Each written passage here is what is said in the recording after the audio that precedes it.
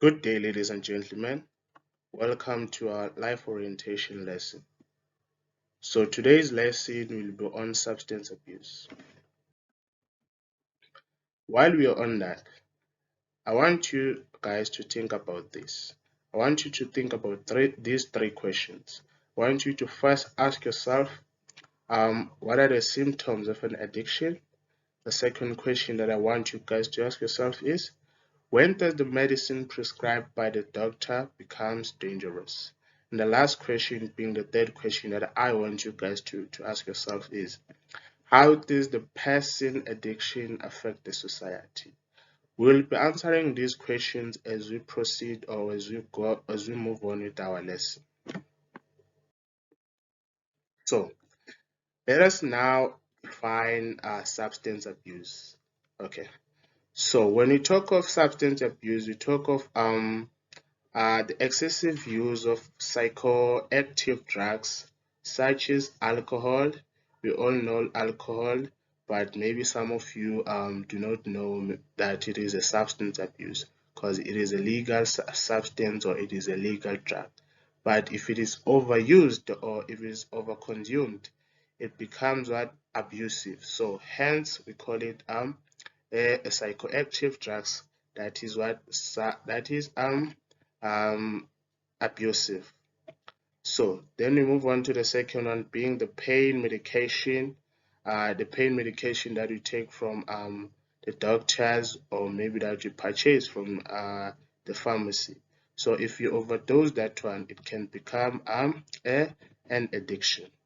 And then the last one being the illegal drugs that we know all of us, such as could be um, trying to think of an example. It could be a cocaine, it could be marijuana, but marijuana now has been legalized, but work around that one. Okay. So this can lead to physical, social, and emotional harm. So they can lead to physical, social, and emotional harm if they are being overused or if they are being abused. So what are the types of substance abuse that are there or that you know of? So there are two types of substance abuse, namely the legal substances and the illegal substances. So just to define or just to explain legal substances, the legal substances are considered to be permissible for use and are prescribed by a physician or available at the over-the-counter pharmacy or retail outlets, such as alcohol, prescription, or cough syrup, etc. So we all know these type of substances. We all know, we are familiar with them. Whenever you go to retail stores, you go if you are over 18, you can purchase alcohol. If ever you are sick, you are catching a flu, you can go to a pharmacy and then purchase some coughing syrup. But so now the question is, why are these sold if ever they are what they are considered to be legal substances or they are considered to what drugs? So this is what you need to know.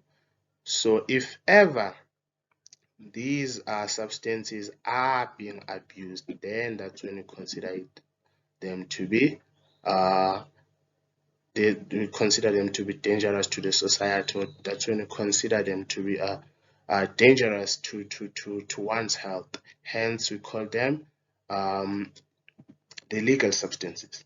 And then the second one, which is self-explanatory, being illegal substances.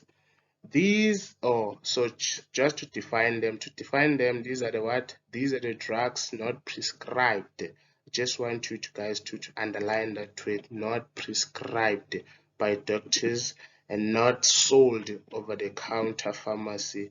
That is to say they are what? They are sold in the street, or they are referred to as drug streets. So those drugs are what, these are the drugs that we call or when we are referring to illegal substances, we are referring to drugs such as what you call cocaine, which are illegal and can cause serious or severe harm to one's brain or to one's health or to one's mental health. So they are considered to be harmful to society.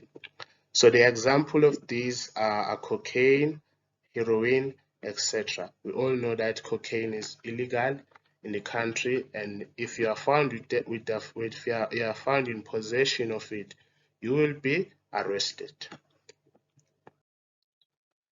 So now, what are the signs and symptoms of addiction? So now, how do you know that?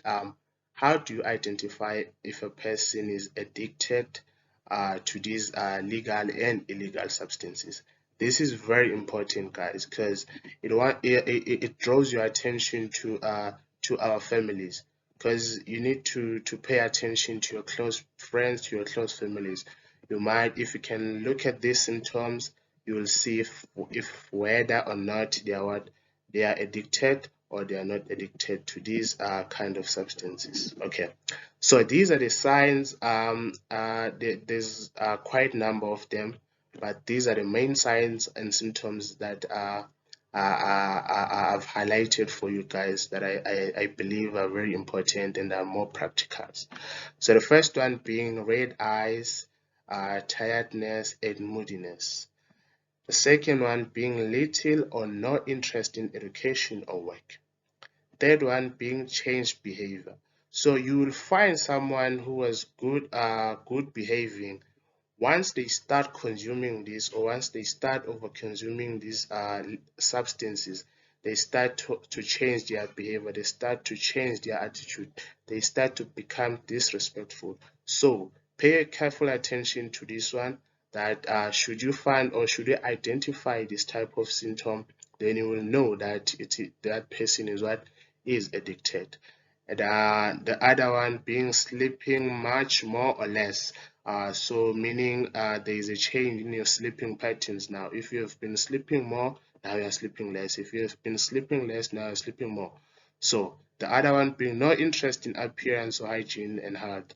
So you will know, for example, the guys who are consuming the drug called nyaope, uh, they don't like to bath, so they don't care about their personal hygiene as long as they consume their stuff and then they get high. So that's a practical example that I can come up with you guys for you guys. And the other one being withdrawing from normal activities, being disrespectful or aggressive, feeling anxious or delusional. So these are the signs and symptoms of addiction. Now, what are the contributing factors of substance abuse? So, in other words, now we are looking at what contributes more to this substance abuse. What factors contribute to this substance abuse? To name the few, the first one, the first contributing factor is the environmental risk factors, such as so the situation at home or the situation with family, the situation with your peers at school, it could be a contributing factor to what to this substance abuse. The second one being the social risk factor of substance abuse, being such as bullying, such as peer relationships and association with gangs. So people trying to associate themselves with gangs can lead to this substance abuse or can lead to this abuse of these substances. And the other risk factors which leads to substance abuse includes the depression. If someone is depressed, can resort to they can resort to drugs. If they are traumatic disorders and anxiety. Now, what are the treatment of drugs or substance abuse? The first one you can go for a rehabilitation.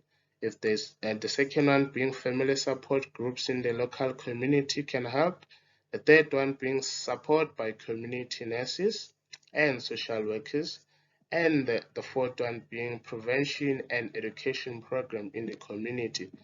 The last one being the youth programs for fun and uplifting activities. So these are the treatment of drug abuse in our community, which can help you it can help to treat or prevent these use substance abuse. Ladies and gentlemen, I thank you. We have come to an end of our lesson.